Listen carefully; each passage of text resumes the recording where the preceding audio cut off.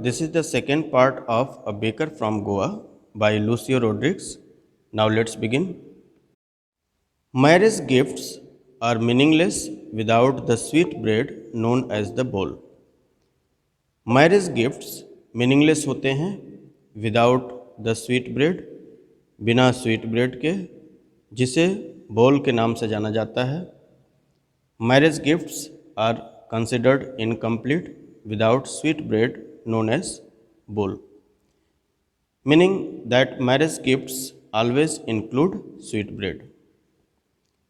Just as a party or a feast, good food, or you can say special meal, loses its charm means delight or attraction, without bread. ठीक उसी प्रकार से जिस प्रकार से कि कोई पार्टी या कोई दावत फेस्ट अपने चार्म को, अपने अट्रैक्शन को बिना भोजन के खो देता है, ठीक उसी प्रकार से मैरिज गिफ्ट्स में स्वीट ब्रेड का होना आवश्यक है. Without sweet bread marriage gifts are meaningless. Not enough can be said to show how important a baker can be for a village. Goa में किसी गांव के लिए बेकर कितना इम्पोर्टेंट रोल प्ले करता है, इसके बारे में बहुत ज़्यादा नहीं कहा जा सकता. It is not possible to write everything to prove that baker plays a very important role in the village. The lady of the house must prepare sandwiches on the occasion of her daughter's engagement. Occasion, event, EVENT, अवसर. The lady of the house must prepare sandwiches on the occasion of her daughter's engagement. यानी daughter के engagement के समय जब किसी लड़की की सगाई हो रही होती है तो लेडी ऑफ द हाउस, घर की जो महिला होती है, मस्ट प्रिपेयर सैंडविचेस, उसे अवश्य सैंडविच बनाना पड़ता है, क्योंकि बिना सैंडविच के किसी भी लड़की की इंगेजमेंट का जो रस्म है, वो अवसर है, वो पूरा नहीं हो पाता. It is necessary to prepare sandwiches on the occasion of engagement of a daughter. Cakes and बोलिनहास गोवा की एक रेसिपी है, are a must for Christmas as well as other festival. Cake और बोलिनहास नामक रेसिपी आवश्यक होती हैं, नेसेसरी होती हैं फॉर क्रिसमस के लिए, उतना ही जितना कि अदर फेस्टिवल्स के लिए, दूसरे त्योहारों के लिए जितना केक्स और बोलिनहास आवश्यक हैं, उतना ही क्रिसमस के लिए भी आवश्यक हैं. केक्स एंड बोलिनहास are necessary on Christmas and other festivals. Thus, the presence of the baker's furnace in the village is absolutely essential. Essential means important, आवश्यक. इस प्रकार बेकर के फर्नेस की उपस्थिति, प्रेजेंस इन द विलेज, गांव में, is absolutely essential, वह निश्चित तौर पर आवश्यक है. Therefore, it is very necessary to have a baker in every village. Next paragraph. The baker or bread seller of those days had a peculiar dress known as the kabai. उन दिनों baker या bread seller का एक peculiar dress होता था. Peculiar, particular, और you can से strange. उन दिनों बेकर या ब्रेड सेलर का पिक्यूलियर, पर्टिकुलर और स्ट्रेंज ड्रेस होता था, जिसको कबाई के नाम से जाना जाता था. It was a single piece long frock.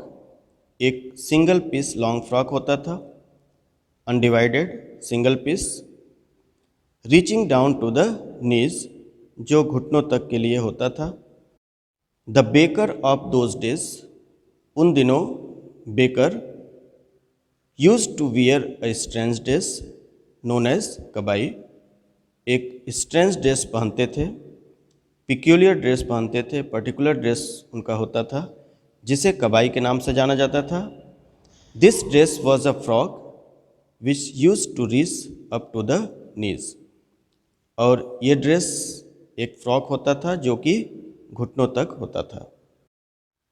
In our childhood we saw bakers wearing a shirt, writer कहता है कि अपने बचपन में हमने देखा bakers wearing a shirt, baker को शर्ट पहने हुए, एंड ट्राउजर्स और trousers which were shorter than full length ones, जो कि फुल लेंथ से शॉर्टर होते थे और छोटे, and longer than half pants, और हाफ पैंट से थोड़ा बड़ा। In our childhood days bakers had started wearing a shirt and trousers. These trousers used to reach up to just below the knees. Even today, anyone who wears a half pant, आज भी यदि कोई half pant पहनता है, which reaches just below the knees, जो ठीक घुटनों के थोड़ा नीचे तक का होता है, invites the comment, invites means attracts, आकर्षित करता है, कमेंट को, remarks, comment means remarks, REMARKS, टिप्पणियाँ सुनने को मिलती हैं, that he is dressed like अ पैडर, कि वह एक पैडर की वेशभूषा में है। Even today, if anyone wears such trousers, it is said that he is wearing dress of a pader. आज भी यदि उस तरह का कोई ड्रेस पहनता है, उस तरह का ट्राउज़र पहनता है, पिक्यूलियर ड्रेस, तो उसे लोग यही कहते हैं कि he is dressed like a पेडर, वह एक पेडर के भांति कपड़े पहने हुए है, उसकी वेशभूषा जस्ट लाइक अ पेडर, एक पेडर की भांति है। Next paragraph, the baker usually collected his bills at the end of the month, the baker usually normally use to collect money at the end of the month, जो गोवा के baker होते थे, usually collected their bills at the end of the month, महीने के अंत में अपना bill collect करते थे। Monthly accounts use to be recorded on some wall in pencil, और जो मंथली अकाउंट्स होता था, the record of monthly purchases use to be written on some wall in pencil, किसी दीवार पर पेंसिल के सहारे उसको नोट कर लेते थे। Baking was Indeed, Indeed means in fact, a profitable profession in the old days, profitable, gainful, GAINFUL, उन दिनों baking was indeed a profitable profession in the old days, उन दिनों बेकिंग का जो काम था वो एक प्रकार से प्रॉफिटेबल बिजनेस था, it was a profitable profession, एक लाभप्रद व्यवसाय था। During those days, baking was a profitable profession. The baker and his family never starved. Starved means die of hunger, भूख से मरना। बेकर और उसका परिवार कभी भूख से नहीं मरता था। The baker and his family were never hungry. इसका मतलब है कि the baker could meet needs of his family, अपने परिवार की ज़रूरतों को पूरा कर सकता था baker. He, his family and his servants always looked happy and prosperous. Prosperous means well of, WELLOFF, खुशहाल। वह और उसका परिवार और उसके सर्वेंट्स, नौकर, हमेशा प्रसन्न दिखते थे और प्रॉस्परस होते थे, संपन्न होते थे, खुशहाल होते थे। The baker, his family and his servants all looked happy and prosperous. Their plump physique plump physique, pleasantly fat body, मोटा शरीर, fatty body, was an open testimony, वह एक प्रकार से ओपन टेस्टिमनी था. Open testimony means public statement about a character और quality, और you can say proof, एक प्रकार का प्रूफ था, प्रमाण था. It was an open testimony to this, इस बात का एक प्रमाण था, उसका जो प्लम्प फिजिक था, गोल मटोल जो शरीर था, pleasantly fat body, that was an open testimony to this, उनकी संपन्नता का एक प्रकार से प्रमाण था. Their round fat body was an open testimony, it was a proof of their prosperity. Even today any person with a jackfruit like physical appearance, jackfruit like physique means round fat body, उसका जो गोल मटोल शरीर है. Even today any person with a jackfruit like physical appearance is easily compared to a baker. आज भी कोई भी व्यक्ति जिसका अपीयरेंस, जिसका लुक जैक फ्रूट जैसा हो, उसकी तुलना एक बेकर से की जाती है. Even today anybody having round fat body is called a baker. Alright students, now there are some comprehension questions, so let's discuss. First, match the following. What is a must? As marriage gifts, marriage gifts के लिए क्या जरूरी है? Sweet bread called बोल. Second, for a party और a feast, party या feast के लिए, दावत के लिए क्या जरूरी है? Bread. Next, for a daughters engagement, जब डॉटर की इंगेजमेंट हो रही होती है गोवा में तो किस चीज़ की आवश्यकता होती है? Sandwiches. And for Christmas, Christmas के लिए केक्स एंड बोलिनहास. Second question, what did the bakers wear? Baker क्या पहनते थे इन द पुर्तगीज डेज, पुर्तगालियों के समय में? उसी क्वेश्चन का दूसरा पार्ट है when the author was young, और जब ऑथर यंग था उस समय बेकर्स क्या पहनते थे? सो आंसर विल बी, पहले पुर्तगीज डेज के बारे में बात करते हैं. In the Portuguese days the bakers had a peculiar dress, bakers का एक पिक्यूलियर ड्रेस होता था, नोन एज द कबाई. अभी हम लोग इसी बात को डिस्कस कर रहे थे, जिसको कबाई के नाम से जाना जाता था. It was a single piece long frock reaching down to the knees. यह पिक्यूलियर ड्रेस एक सिंगल पीस लॉन्ग फ्रॉक होता था जो कि reaching down to the knees, घुटनों के थोड़ा सा नीचे तक होता था. Second part of the question is when the author was young, जब ऑथर यंग था उस समय बेकर्स क्या पहनते थे?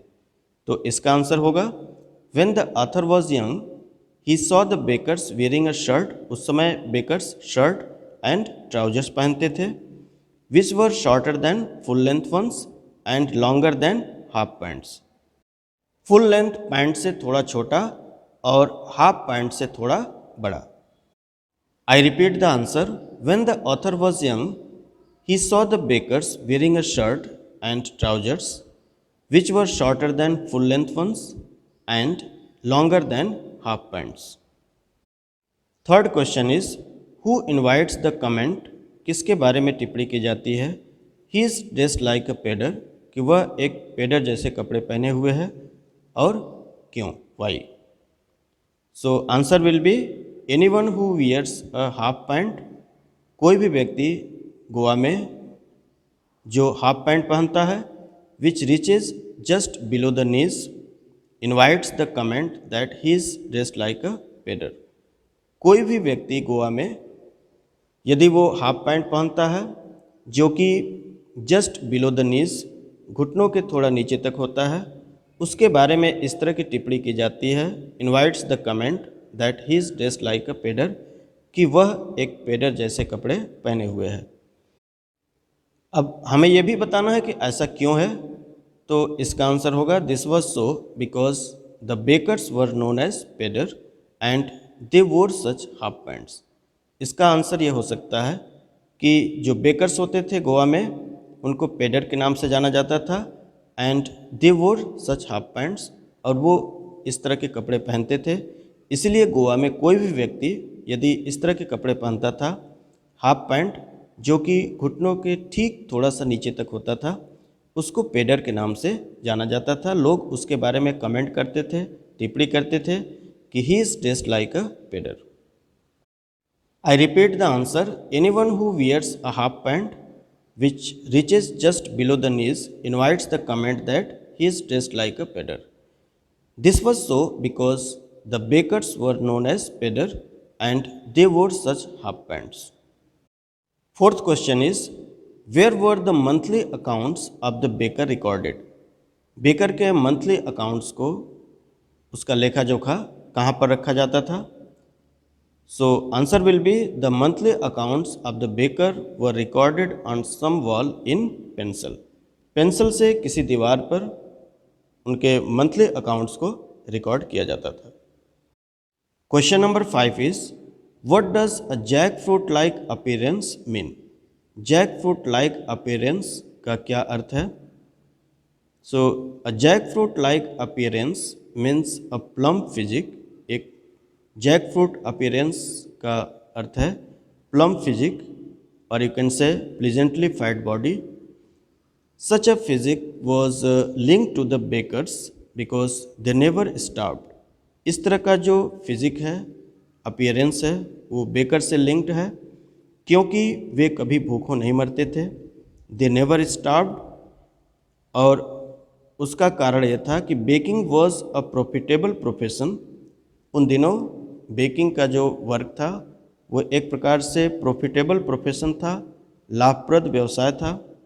The baker, his family and his servants always looked happy. जो बेकर हुआ करते थे, उसका परिवार और उसके सर्वेंट्स हमेशा प्रसन्न दिखते थे, एंड प्रॉस्परस होते थे, संपन्न होते थे, and had a jackfruit like appearance. और उनका जो अपीयरेंस था, लुक था, वो भी जैक फ्रूट जैसा था। Now there are some textual questions thinking about the text. First one is, which of these statements are correct? यहाँ पर आपको करेक्ट स्टेटमेंट फाइंड आउट करना है। द पेडर was an important person in the village in old times. बिल्कुल सही है, statement यहाँ पर करेक्ट है। पेडर एक इम्पॉर्टेंट पर्सन था पुराने समय में। सेकेंड स्टेटमेंट, पेडर्स still exist in Goan village.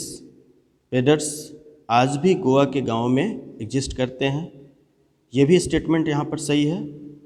Third, the पेडर्स went away with the Portuguese. Portuguese के साथ, पुर्तगालियों के साथ पेडर्स वहाँ से चले गए, ये स्टेटमेंट यहाँ पर इनकरेक्ट है। फोर्थ वन इज, द पेडर्स continue to wear a single piece long frock. ये स्टेटमेंट फॉल्स है। Fifth, bread and cakes were an integral part of Goan life in the old days. Goa के निवासियों के लिए ब्रेड और cakes एक प्रकार से अभिन्न पार्ट थे। ब्रेड और केक्स की महत्वपूर्ण भूमिका होती थी गोवा के लोगों के जीवन में पुराने समय में। तो यहाँ पर एक तरह से ये स्टेटमेंट इनकरेक्ट है, क्योंकि bread and cakes are still an integral part of Goan life. आज भी ब्रेड और केक्स गोवा के लोगों के लिए इंटीग्रल पार्ट हैं, महत्वपूर्ण पार्ट हैं। इस प्रकार ये स्टेटमेंट आपका इनकरेक्ट हो जाएगा। Next statement is, traditional bread baking is still a very profitable business. Traditional bread baking, परंपरागत जो ब्रेड बनाने का कार्य है, वो अब भी बहुत ही प्रॉफिटेबल बिजनेस है, लाभदायक व्यवसाय है।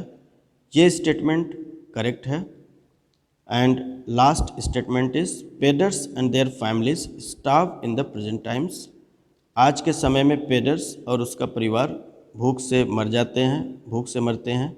Starve, they die of hunger. ये स्टेटमेंट इनकरेक्ट है, क्योंकि अभी अभी हमने डिस्कस किया कि baking is still a very profitable business in Goa. Goa में बेकिंग एक प्रॉफिटेबल बिजनेस के रूप में जाना जाता है। तो इस प्रकार से ये स्टेटमेंट इनकरेक्ट होगा। सेकेंड क्वेश्चन है, is bread N important part of Goan life? Bread Goa के लोगों के लिए एक इम्पॉर्टेंट पार्ट है, उनके जीवन के लिए।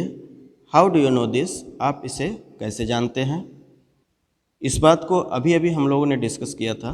Bread is an important part of Goan life. Bread Goan life का एक इम्पॉर्टेंट पार्ट है। Marriage gifts are meaningless without the sweet bread known as the बोल।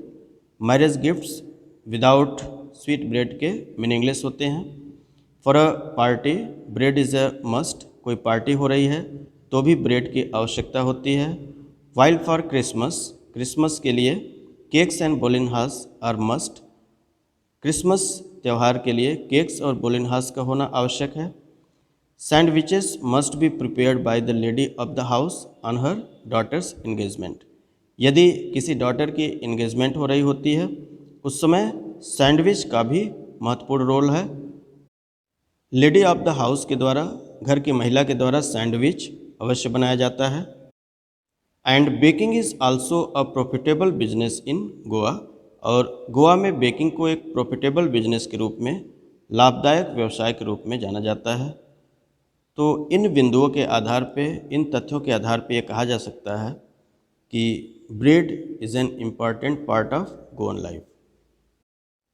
थर्ड क्वेश्चन है, टिक द राइट आंसर। यहाँ पर कुछ स्टेटमेंट्स दिए हुए हैं।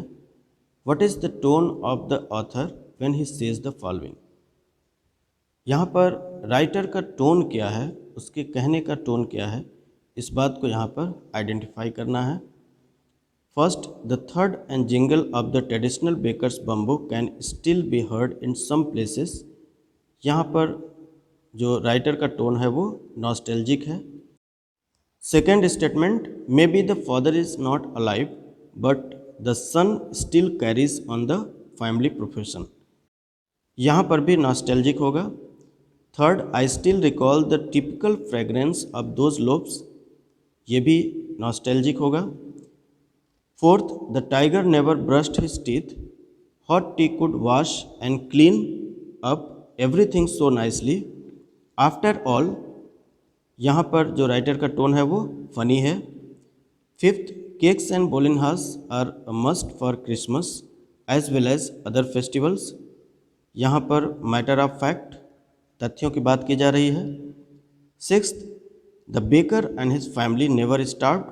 बेकर और उसका परिवार कभी भूख से नहीं मरता था।